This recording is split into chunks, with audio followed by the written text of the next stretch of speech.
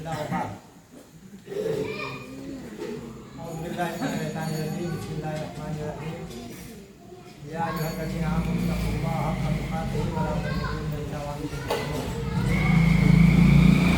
अल्लाह तबारक व तआला ने कुरान मजीद के अंदर इरशाद फरमाया, ईमान वालों से मुखातब होकर के, मोमिनों से मुखातब होकर के अल्लाह तबारक व तआला ने फरमाया कि या अय्युहल्लज़ीना आमनू, ऐ ईमान वालों, अल्लाह से डरो, हक़ तुक़ाते ही, जितना अल्लाह तबारक तआला से डरने का हक़ है। यानी कहने का मतलब यह है कि अल्लाह तबारक तआला का जो एहसान है हमारे ऊपर, जो करम है, उस करम के मुताबिक, उस एहसान के मुताबिक अल्लाह के उस एहसान को चुकाए, अल्लाह तबारक तआला के उस हक़ को अदा करे, इसी में हमारे लिए भलाई है।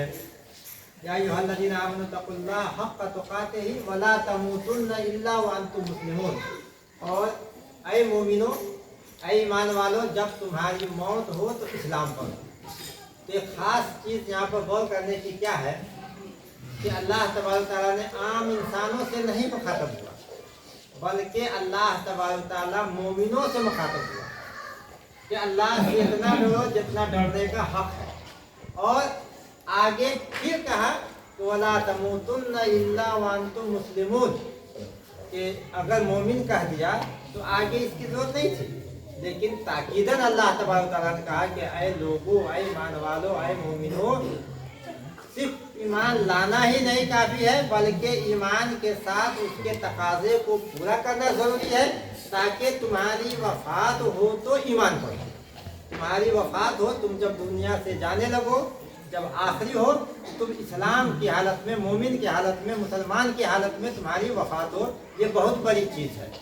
तो हमें चाहिए कि हम इसको ध्यान दें कि हम मुसलमान हैं, तो हमारा खात्मा हो तो खात्मा बिल खैर हो। अल्लाह ताला हमारी जब वफ़ात करे तो ईमान और इस्लाम के ऊपर हो, इसी में हमारे लिए भलाई है। अल्लाह रब्बुल आलमीन से दुआ है कि अल्लाह तबारक ताला हमें नेक और सालेह अमाल करने की तौफीक अता फरमाए। अल्लाह तबारक ताला हमारे रुकू को कबूल फरमाए, हमारे क़ियाम और सियाम को कबूल फरमाए, और अल्लाह तबारक ताला हमें हर तरह की नेमतों से सरफराज करे, हमें नवाजे। और जो ये प्रोग्राम, ये इफ्तारी वाला जो काम, ये सब जो कर रहे हैं, करवा रहे हैं, अल्लाह तबारक ताला हम सबको जज़ाए खैर अता फरमाए।